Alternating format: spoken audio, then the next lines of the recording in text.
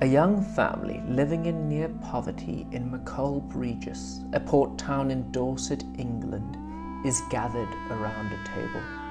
For the first time in their lives, they have scraped enough money together to buy spices. A large wooden box is sitting on the kitchen table.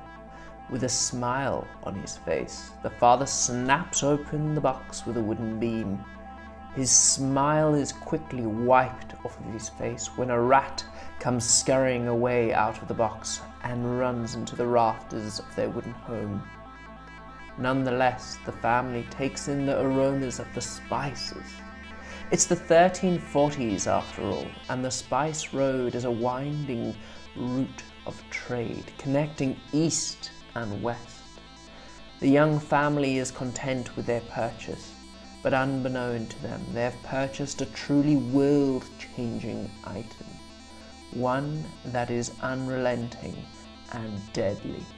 The young family have unknowingly imported a rat carrying fleas which are infected with Yersinia pestis, better known to you and to me as the Black Death. The plague has arrived.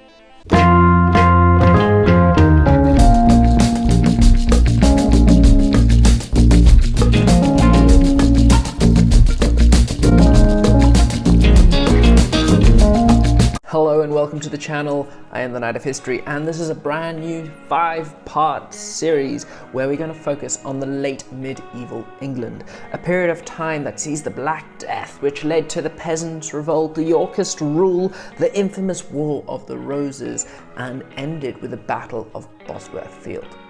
If you're enjoying this channel, please reach out to me, let me know in the comments down below. Additionally, I've been thinking, and I would like to start a donors wall of fame of sorts, which would probably be done through a Cash App or something like that. However, the benefits from these donations will be used for charitable purposes. I'm involved in a whole bunch of charities around the world, so let me know if you would be interested to join this wall of fame or donors club, whatever you want to call it, by commenting down below. As always, like, comment, and subscribe. Now, let's get into it. During the 1340s, stories started to arrive in Europe of a dreadful sickness that was ravaging populations of far-off lands of India and China. These stories were pretty common back then, just like the boogeyman, the chupacabra, or the grim reaper. But this story happened to be true.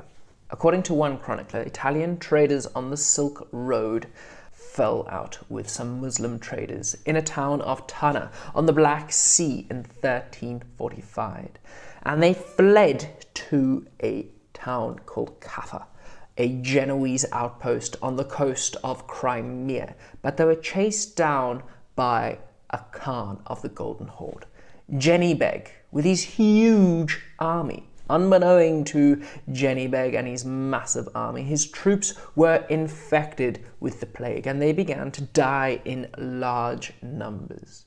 When they started to besiege the city of Kaffa in an attempt of psycho-warfare, the army catapulted their dead over the city walls. The Italian defenders, not realizing that they were facing an onslaught of biological warfare, started to try to do their best with these bodies, but they too were growing weak as the siege turned from weeks to months, and they began to run out of supplies. Wearily, they hauled these infected bodies away from the city, but in coming in contact with the dead, in all intents and purposes, they signed their own death warrant. Regardless, the Black Death is on its way. It travelled in the intestines of fleas which lived on black rats, which arrived in droves to the city of Kaffa. With both forces weakened from fighting and from the disease, the Italians made a hasty escape after loading their remaining supplies onto their ships. But they had a stowaway, as mounds of black rats had made their way onto their ships. These ships finally arrived in Constantinople in May 1347, the great crossover point between the East and the West. Unknowing to everyone, and no one realizing it, there was no realistic way to hold back this pandemic. By October that year, a slave ship traveling from Constantinople to Alexandria in Egypt was carrying a whole bunch of these infected black rats, and they had landed in North Africa. The same can be said for Arabia and Europe, as the Mediterranean sea highway for trade now became a sea highway for the plague. In Messina, a shipping port in the south of Italy, they welcomed a fleet of ships which were limping into the harbour. The dock workers found a literal skeleton crew, as the majority of the crew had died and the rest were too weak to lift their heads. There's now no holding back. The wave of plague has arrived in Europe. The Black Death first hit European trading towns such as Venice in 1347. Then it hit the shores of England in June 1348 at the port town of Meckelby Regis in Dorset, England. Within the first 2 years of this horrific disease hitting these places, between 1/3 and half of the population in England and in Europe had died. The pestilence, or the Great Mortality, which was the name that the English gave it when they first recognized it, started off with large swelling lymph nodes in the person that was infected. They were commonly known as buboes, which resembled a large onion, and it would be either under the armpits of the person infected or between their legs. It would then spread across the entire body through the lymph node system, followed by black or blue blotches on the skin, like boils. At this point, the person infected would begin to vomit and spit up blood, suffer seizures, and their breath would turn foul and stink. After 2 or 3 days of truly horrific suffering, they would be dead. Occasionally, these buboes, these boils, began to emit rancid smelling pus after they had burst. But this was a good sign. It meant that the sufferer's body was fighting back against the disease, and perhaps death may not be around the corner. But these buboes were like boils, like I said, and they were the first recognized symptom of the disease. Therefore, the name of this variant of the disease would be known as the bubonic plague.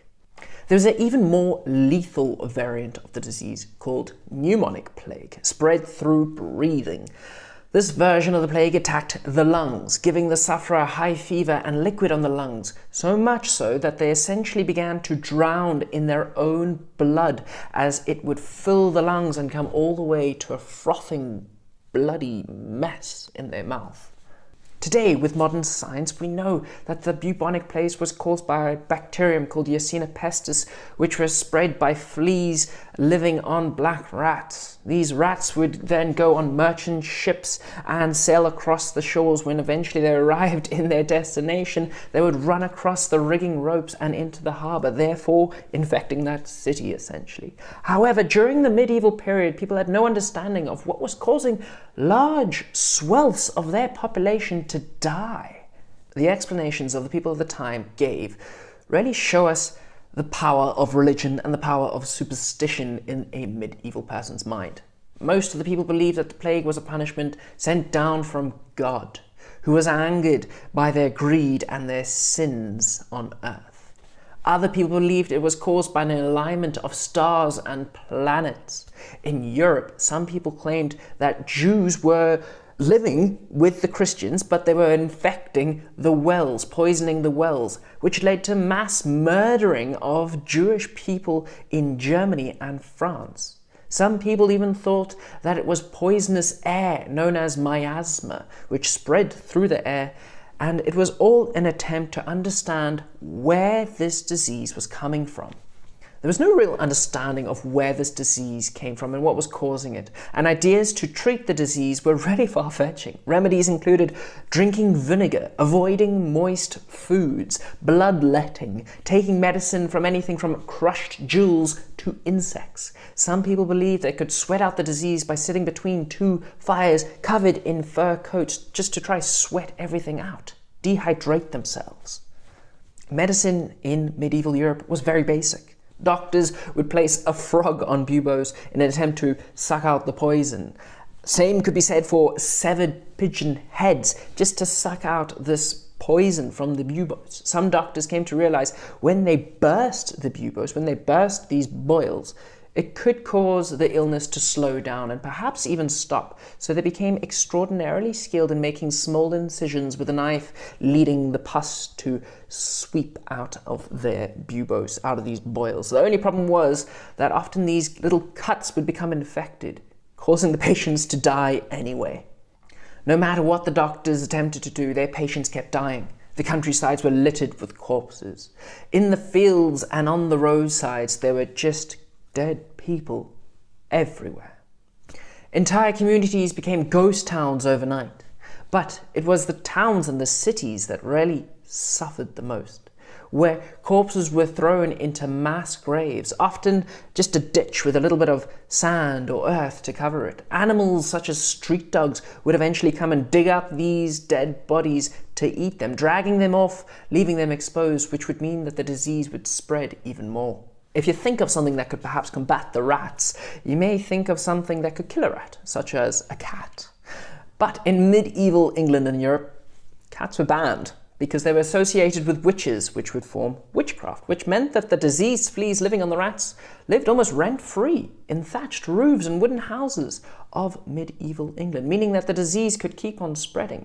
In fact, a few years ago, during an excavation near the Tower of London, it revealed that plague sufferers were buried 5 deep in a mass grave. The population was dying. In Britain, the Scots realized that the English people were in distress because they were all dying, and they invaded England in 1350. However, it wasn't long before the Scots too were riddled with the illness themselves and retreated back to their northern border and spread the disease to their own country. No one was safe. The clergy of England was even infected and exposed, killing 3 archbishops of Canterbury. Then the King of England, Edward III's daughter, died from the plague while travelling to meet her new husband in Spain. People were really desperate to be done with the plague.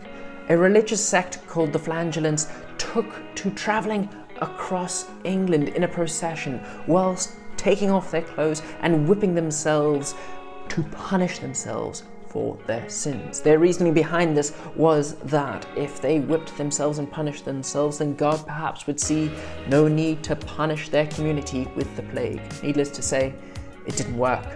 With nearly half of the population dead, this whole situation had massive consequences. Find out what they were in the next episode. I really hope that you enjoyed that.